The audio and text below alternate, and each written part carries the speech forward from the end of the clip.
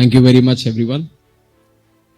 A warm good evening to all of you, the esteemed dignitaries, policymakers, industry leaders, and the real people behind the whole Build India movement that we have achieved over the last 10 years, especially.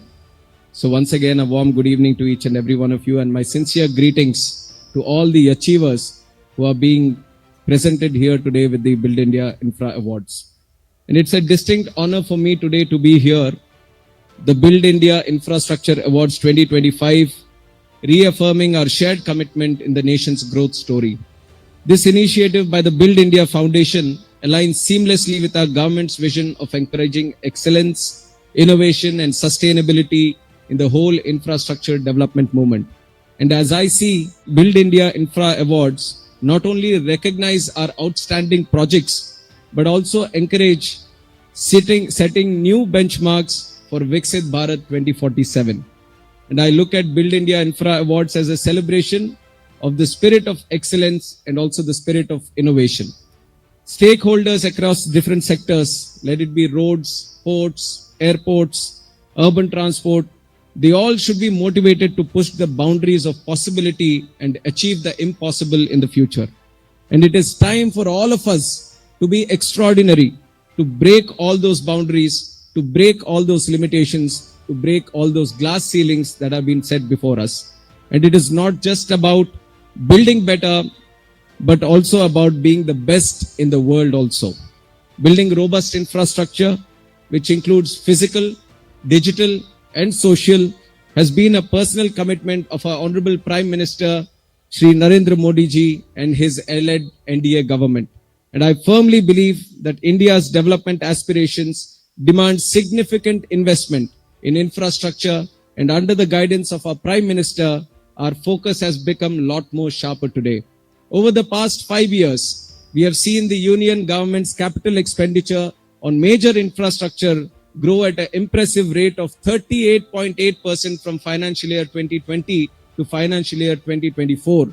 I don't think any other country in the world would have spent so much on the infrastructure front, but we all understand that the foundation for the real growth of this country depends on how much you will create the capital expenditure. And in the aviation sector also, we have made physical connectivity a topmost priority. And in our plan for aviation, we have spent capital expenditure of almost 91,000 crores in the last 5 years, and we are on the verge of completion where we have spent more than 95% today.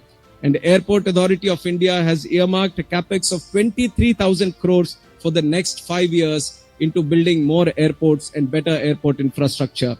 And the UDAN scheme, which is the Ude Desh Ka Aam Nagarik scheme, which I personally admire, has benefited 1 crore 50 lakh people and connected 88 airports across the country. And it has helped us to start 619 new routes, which was not possible before. And the scheme is further being expanded in the next 10 years. And we plan to include 4 crore more passengers into the UDAN network.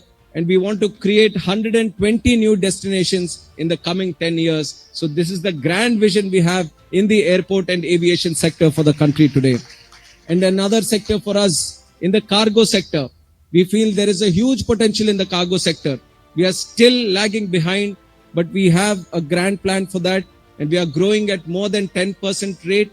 And in fact, in the budget speech that was presented by our Honorable Finance Minister, she has carefully addressed this issue, and she has said that we are going to streamline all the cargo activity, especially air cargo activity in the country, build better seamless connectivity and also more warehousing, and connect the local product to the global market. And that is the vision which we are going to move forward in the future. And as I reflect on the future of India's aviation sector, I am filled with immense pride and optimism, where India, which is currently the third largest domestic aviation market in the world and is poised to be the number one in the coming years. And by Viksit Bharat 2047, we will leave no stone unturned until we become the number one aviation market in the whole world. And that is the commitment we have today towards our country. And few days back, 16th February, the airlines of India have carried 530,000 passengers on one single day. It is a great achievement for any country when they cross 5 lakh passengers in one single day. And we have done that as a country today. And our airlines are also thriving with regional carriers emerging, signaling the sector's robust health, where Indian pilots renowned globally for their expertise and professionalism continue to set new benchmarks in the aviation industry. And also not only just the physical connectivity, we are also concentrating more on how do we improve our MRO activity in the country. We feel that it is the real gold mine behind the civil aviation sector, not only in the job creation, in economic growth, but also in bolstering the civil aviation sector for further growth in the future. And in our remarkable trajectory growth, Indian carriers collectively placed an order of more than 2,000 aircrafts. 300 have been delivered. Imagine that kind of capacity coming into the Indian fleet. And this is the real strength that we are going to witness in the coming years. And at the heart of this transformation is the creation of new airports. Nobody would have thought that we would be creating airports at such a great pace. Creating roads itself is a great achievement for us. But creating airports, where people thought that airports were like marvels, like engineering marvels and all, but we have created an expertise in creating these airports. And just like how Vaibhavji has shared, in 2014 we had 74 airports, and currently it is 159 and counting. We have 2 more where we are waiting for the date of our Honorable Prime Minister so that we can launch 2 more also. They are all ready right now. And we are going to create 50 more airports in the next 5 years. So we have masterized the whole concept of creating more airports. And this has driven the whole aviation sector forward today. And the NDA government is totally committed to build connectivity and to give world-class airports to the people of this country. And NDA, which is the National Democratic Alliance, and we have redefined it. It is not only the National Democratic Alliance, it is the National Development Alliance also, where the focus for all of us is infrastructure, innovation, and inclusion for all the people of this country. And I talk about Viksit Bharat, I talk about Viksit airports, and I envision them being more than just transit hubs for the whole country. Our airports are economic engines driving national growth. One airport in one place creates so much economic activity, it redefines the whole sectors of that space, especially the tourism sector. When an airport comes, the tourism sector booms in that place. Real estate sector, you just say place an airport, the idea of an airport somewhere, then the whole prices of the whole land over there just spikes up. And then you have job creation, the MRO sector, engineering sector, IT sector, so many other sectors are connected with the building of just one airport. So we understand the seriousness of how much this airport sector or the aviation sector creates to a certain space. So that is why the creation of these airports and the introduction of this aviation sector is not only limited to the tier 1 and metro cities. We are going to tier 2 cities and we are going to tier 3 cities also. Yesterday, where you would have thought that the possibility of an airport is out of our books, today we are creating world-class infrastructure in those kind of areas and connecting them not only to different parts of the country, but different parts of the world also. And that is the attitude with which we are moving today.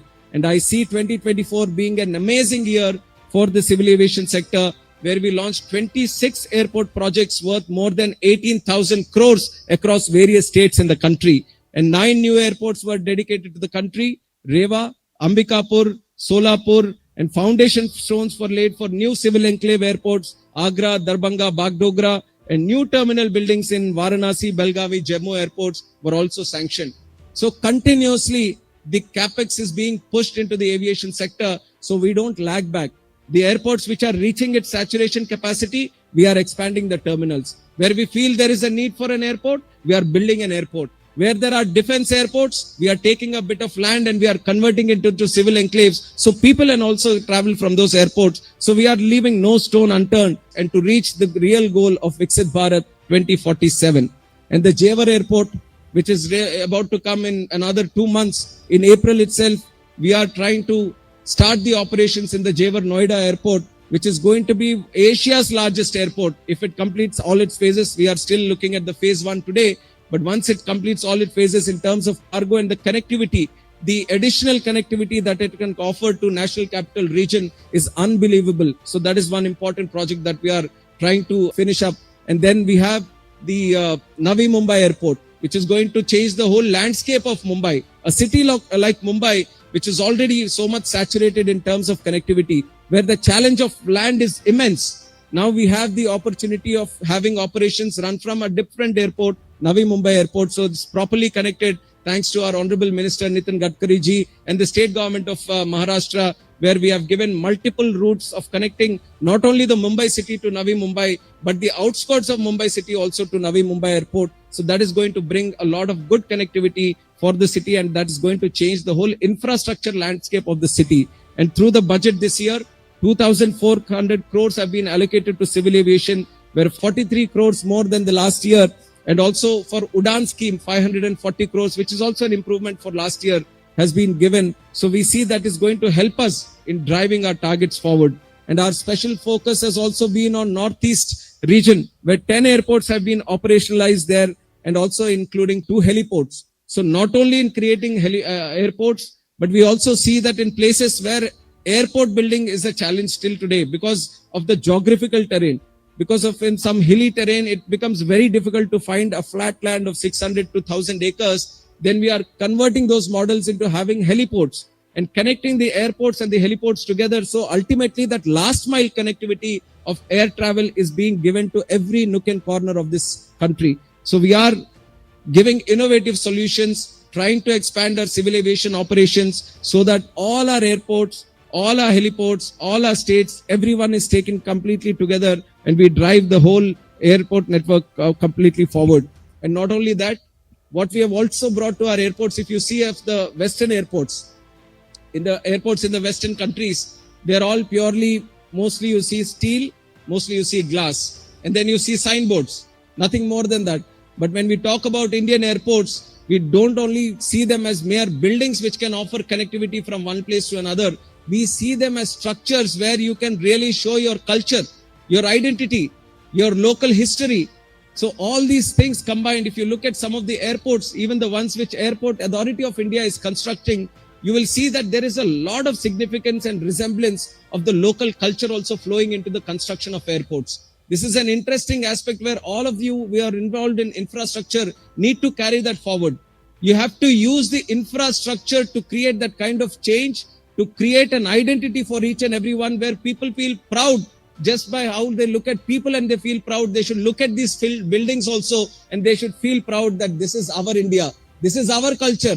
This is our identity that we are showcasing. So this is a great opportunity that people like you who are building these infrastructure projects, they all have. And I take pride in the airports that we are building today on how much we are able to inculcate the local geography, the local culture, the local essence, the local language, everything into our building of airports, and trying to drive the whole cultural movement also forward. And also in our airports, we are having an immersive experience of bringing in the local traditions and handicrafts also, the art structure also. If you look at some of the art displays that we have in our airports, they have been created by these local artists who might have not had any opportunity to showcase their art.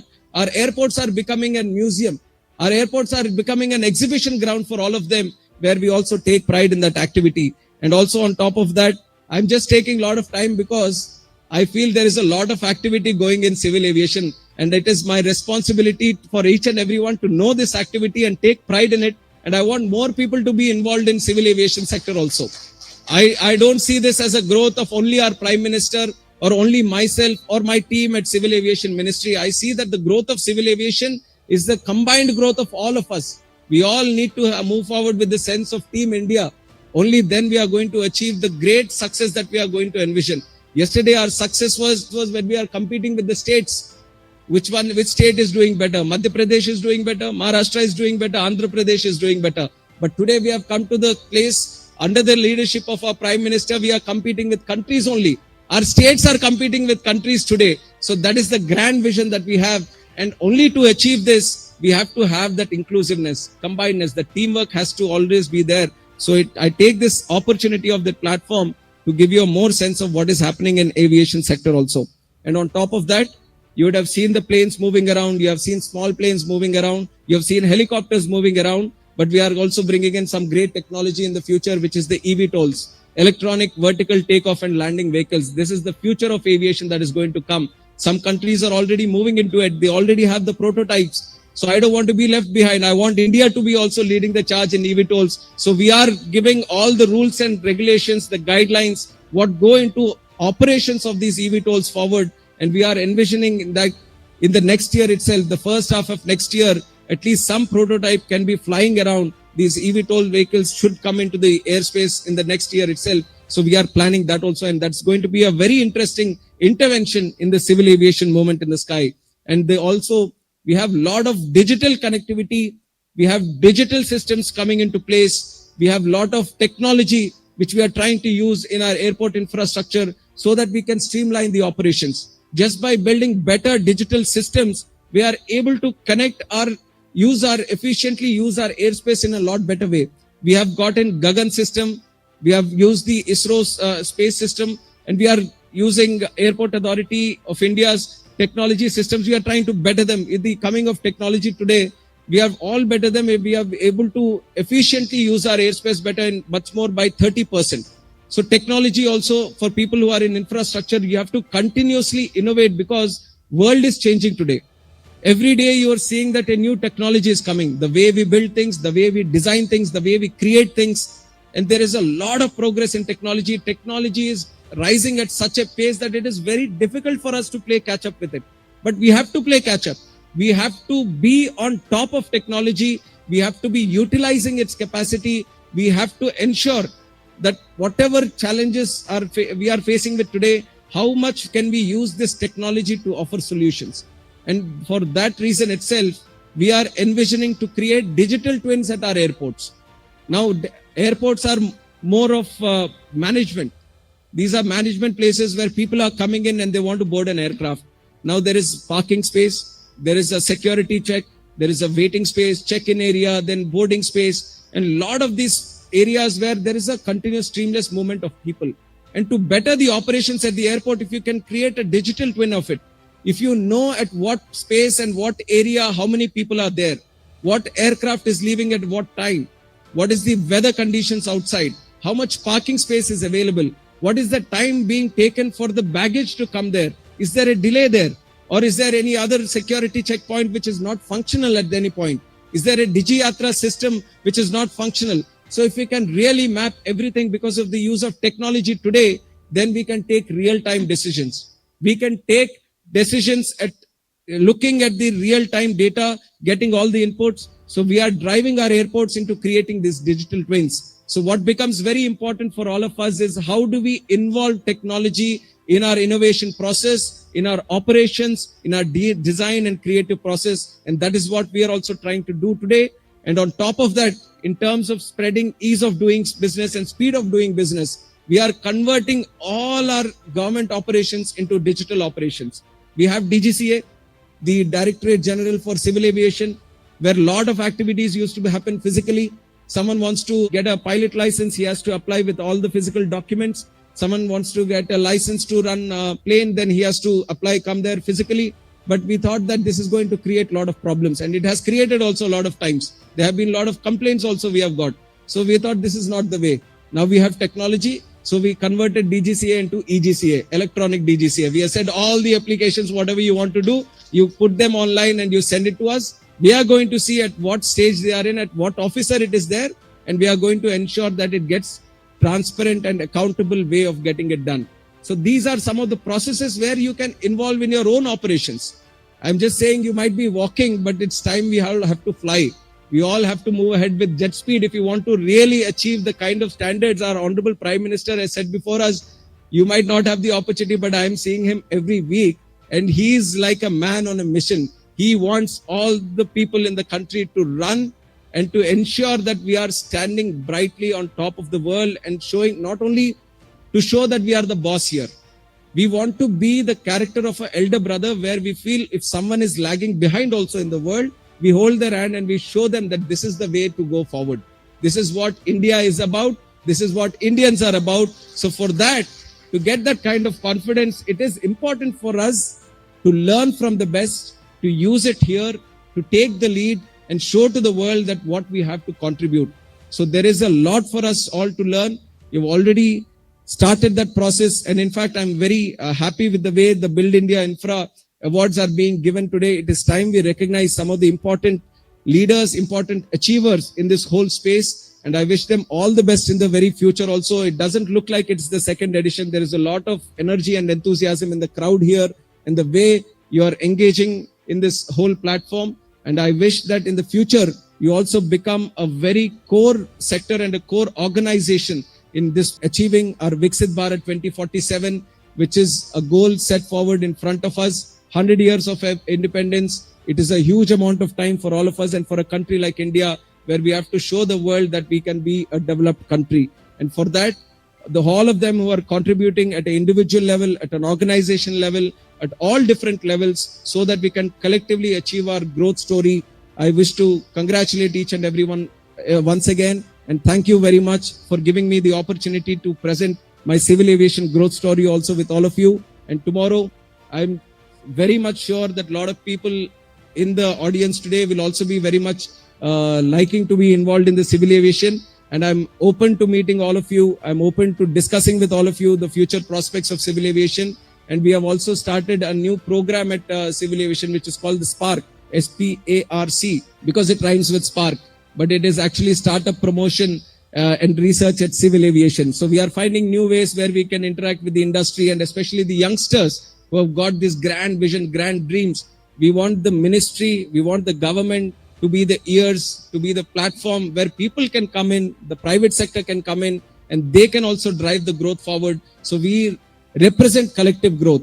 This is not only growth of the government, this is the growth of the country, where we truly believe that you play a very big role. And through this Build India Infra Awards, I think this is a great recognition that we are all getting, through which you are all being recognized. So take this as an opportunity, take this as a recognition, take this also as a responsibility that this is not the end, this is just the beginning, where all of you still have a lot more to do. We are all there to support you, and my wonderful wishes to each and every one of you once again. And thank you very much for making me part of this. Thank you.